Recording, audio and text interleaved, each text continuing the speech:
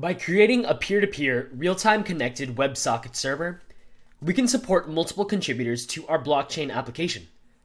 The goal will be to have at least 2 servers running on our blockchain app. We'll want to make sure that every time one block is added to any of the running blockchain instances, all the running blockchain apps receive that change and update their chains accordingly. To set up this part of the project, we'll need access to a new module, the WebSocket module, which its name is WS. So we're going to use npm I and then install the WS module with the save flag.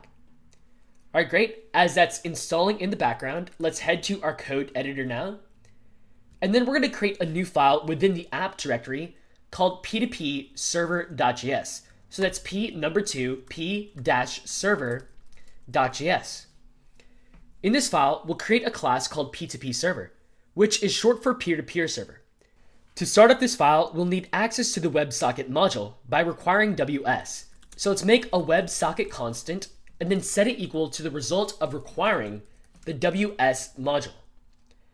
Now we'll define a default port for this peer-to-peer server. And we'll call this P2P port, screen case, all uppercase, combined by an underscore. So by default, we'll open ports on port 5001. However, like our HTTP server, for the blockchain app, we'll give the user the ability to define this port specifically by overriding port 5001 with an environment variable. So if the process.env object has a p2p underscore port variable within it, then we'll use that. Otherwise, with this or statement, we'll default set to 5001. Before we create our P2P server class, we'll also declare another constant at the top called peers. This constant will also check if a peers environment variable has been declared. We'll assume that this peers environment variable is a string that contains a list of WebSocket addresses that this WebSocket should connect to as a peer. So for example, if there's an application running on 5001 as its P2P port, this is going to be its WebSocket address. It has the WS protocol instead of HTTP, then ://localhost, and then 5001 for this address. And then for our peers environment variable, if there's more than one to connect to, we'll combine them with strings. So say there's a second peer running on localhost 5002. This is going to be the entire string for our peers environment variable. Overall, when we run the command with all of our custom options, we can have an HTTP environment variable that changes it, so something like 3002. Likewise, we can change the P2P port variable to something like 5003.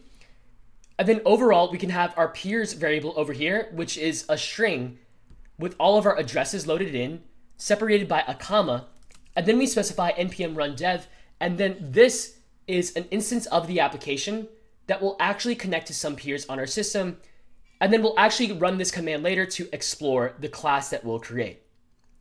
All right, great. So you can comment this out and save it for your own reference. If you have it remembered, go ahead and delete it though. For this peers constant, let's check if the process.env.peers environment variable even exists. If it does, we'll use a ternary expression, essentially a one-line if statement. And if so, we'll set it to the result of calling process.env.peers.split on the comma character.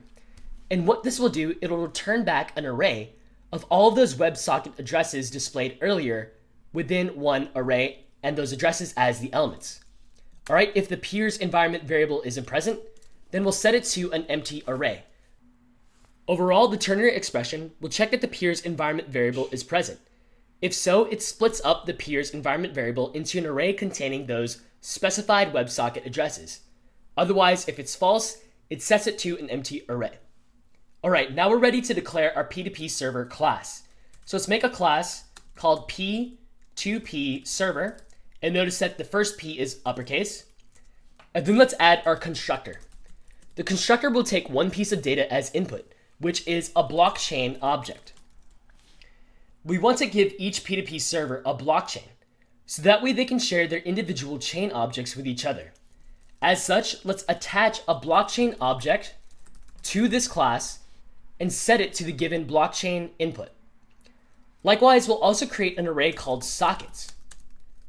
This array of sockets on the class will contain a list of the connected WebSocket servers that end up connecting to this one. Now for the first function of this class, let's define one called listen. Listen will actually do the job of starting up the server and creating it first of all. To create the WebSocket server, we can use a server class that is contained in the WebSocket module and shared statically.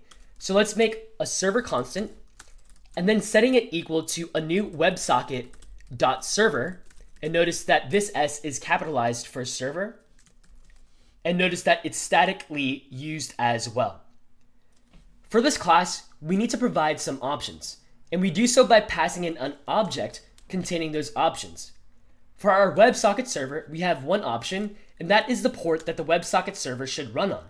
And let's pass in the P2P port constant that we declared at the top, that it's either going to be the user's environment variable or 5001.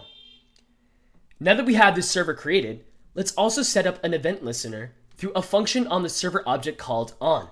So server.on. This event listener is a special function that can listen for incoming types of messages sent to the WebSocket server. For the first argument of the event listener, we provide a string which specifies the image, or rather the event that we're listening for, and that will be the connection event.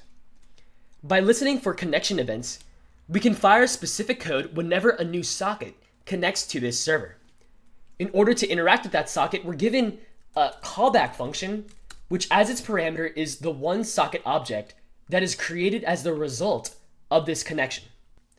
Moving on, rather than executing the code directly inline here, let's create a helper function called connectSocket. ConnectSocket will do the job of actually pushing this socket to our array of sockets. So let's declare that function. It has the one parameter, which is the socket object that is being passed. And then right in connectSocket, let's call this.sockets.push, and then we'll use our socket variable over here. And as a result, let's also log that the socket was connected with a helpful message that says socket connected. As one last thing, let's also say that we're listening on the specific port as an additional piece of information for the user. So we'll use a template string, and then we'll say listening for peer-to-peer connections on, use a colon, and then the $ curly brace syntax to actually insert a variable. And then we're going to use our P2P_port to do so. All right, great. We've taken care of the first half of setting up this peer-to-peer server, which is making sure that the first blockchain application can open up a WebSocket server.